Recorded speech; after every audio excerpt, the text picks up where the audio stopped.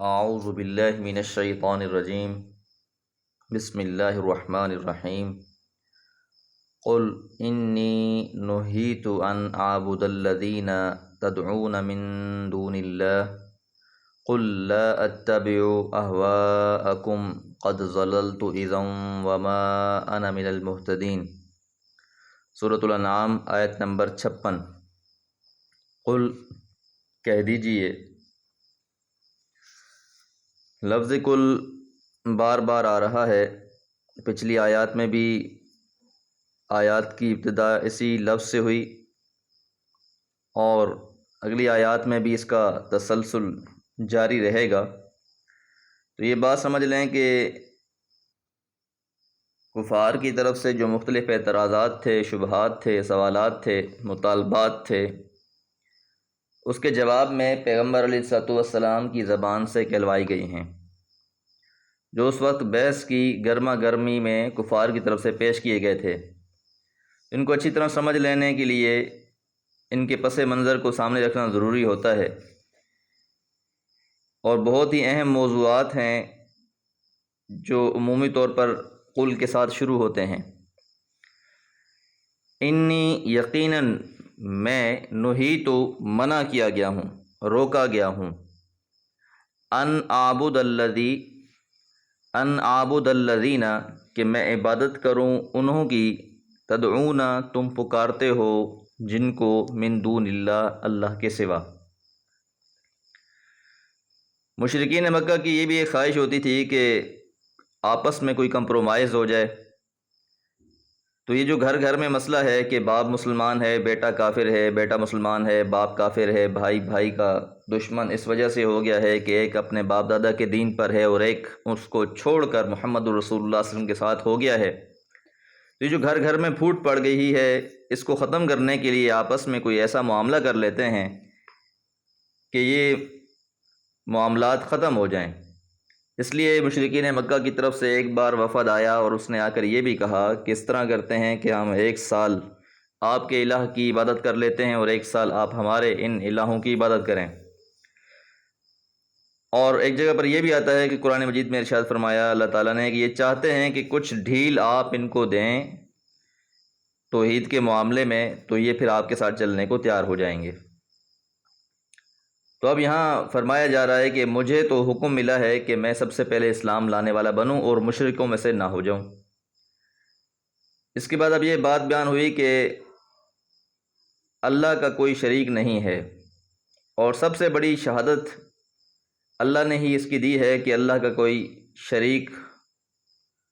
اور کوئی ساجی نہیں ہے، وہ وحدہ لا شریک ہے۔ اس وجہ سے محمد الرسول اللہ صلی اللہ علیہ وسلم اس شہادت کے خلاف کسی کو شریک ٹھہرانے کے لیے تیار نہیں ہیں۔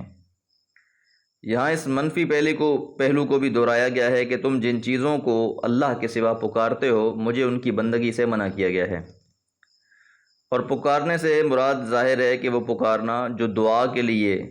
مدد کے لیے، استرحام رحم طلب کرنے کے لیے، بیماری سے نجات کے لیے، مشکلات کو ٹالنے کے لیے جو کسی ہستی کو پکارا جائے وہ عبادت میں شمار ہے۔ تو اسی طرح اللہ تعالیٰ کے سوا کسی کو بھی پکارنا در حقیقت اس کی عبادت ہے، اور یہ چیز شرک ہے۔ اس لیے فرمایا کہ مجھے تو اس بات سے منع کر دیا گیا ہے کہ میں ان کی عبادت کروں جن کو تم پکارتے ہو اللہ کے سوا، کیونکہ بہت سی نیک ہستیوں کی، بزرگوں کی، پیغمبروں کی تصویریں، مجسمے اور مورتیاں انہوں نے بنا کر بیت اللہ میں رکھ رکھی تھیں، جن کو وہ پکارا کرتے تھے۔ حضرت ابراہیم علیہ السلام کا مجسمہ بھی انہوں نے بنا کر بیت اللہ میں رکھا ہوا تھا، صحیح بخاری میں یہ بات موجود ہے۔ قل آپ فرما دیجئے، لا اتبع میں اتباع نہیں کرتا، میں پیروی نہیں کرتا، اہواءکم تمہاری خواہشات کی، کہ جو تم نے اپنا دین بنا رکھا ہے در حقیقت یہ خواہشات کا دین ہے۔ تو خواہشوں سے مراد مشرکانہ بدعات ہیں، اور اہواء کے لفظ سے جو تعبیر کر کے قرآن نے اس کے بے بنیاد ہونے کو واضح کر دیا ہے، کیونکہ اہواء ہوا سے، اور یہ اپنی خواہشات کو کہتے ہیں۔ تو ان کے جو شریک جن کو انہوں نے بنا رکھا ہے وہ تو عقل و فطرت کے خلاف ہیں، اور نہ ہی ان کے بارے میں کوئی ایسی دلیل اتاری گئی ہے کہ یہ لوگ اللہ کو چھوڑ کر ان کو پکاریں، لیکن کیونکہ انسان کی ایک طبیعت اور مزاج ہے کہ اسے کہیں سے امید لگ جائے تو وہ عمل چھوڑ دیتا ہے، تو ان لوگوں کو بھی یہ امید لگ گئی تھی کہ یہ جو ہمارے ہیں ہؤلاء شفعاؤنا عند اللہ، یہ اللہ کے ہاں ہمارے سفارشی ہوں گے، ہم ان کی عبادت نہیں کرتے، ان لوگوں نے اللہ کو راضی کر لیا تھا، اب ہم ان کو راضی کر رہے ہیں، اور ان کو راضی کر لیں گے تو یہ روز قیامت اللہ کے ہاں ہماری شفاعت کریں گے۔ قرآن نے اس موضوع کو بارہا جو ہے وہ ذکر کیا ہے اس کا، اور یہی کہا گیا اللہ تعالیٰ کی طرف سے کہ ان سے پوچھو کہ آسمان کس نے بنایا، یہ کہیں گے اللہ نے بنایا۔ ان سے کہو کہ آسمان سے پانی کون برساتا ہے، یہ کہیں گے اللہ برساتے ہیں۔ ان سے پوچھو کہ تمہیں پیدا کس نے کیا ہے، یہ کہیں گے اللہ نے۔ تو پھر ان سے پوچھو کہ تم کیوں اللہ کو چھوڑ کر ان غیروں کو پکارتے ہو، ان کی عبادت کرتے ہو، تو جواب میں کہا گیا کہ ہؤلاء شفعاؤنا عند اللہ، کہ یہ تو ہمارے ہاں اللہ کے ہاں ہمارے لیے اللہ کے ہاں سفارشی ہوں گے۔ تو ان موہوم شفاعت کی امید نے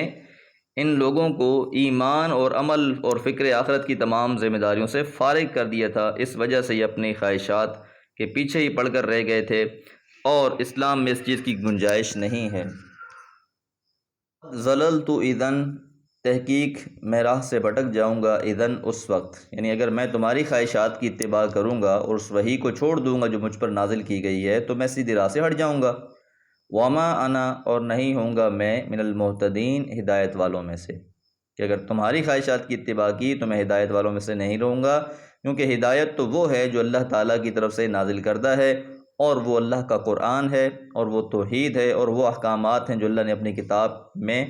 پیغمبر صلی اللہ علیہ وسلم پر نازل کر دیے ہیں۔ جو اس کی اتباع کرے گا حقیقت میں وہی راہ پائے گا، اور جو اس سے روگردانی کرے گا وہ راہ سے بھٹک جائے گا۔ اللہ تعالیٰ سے دعا ہے اللہ تعالیٰ صراط مستقیم پر چلائے اور اسی پر قائم رکھے۔ وما علیہ الا البلاغ۔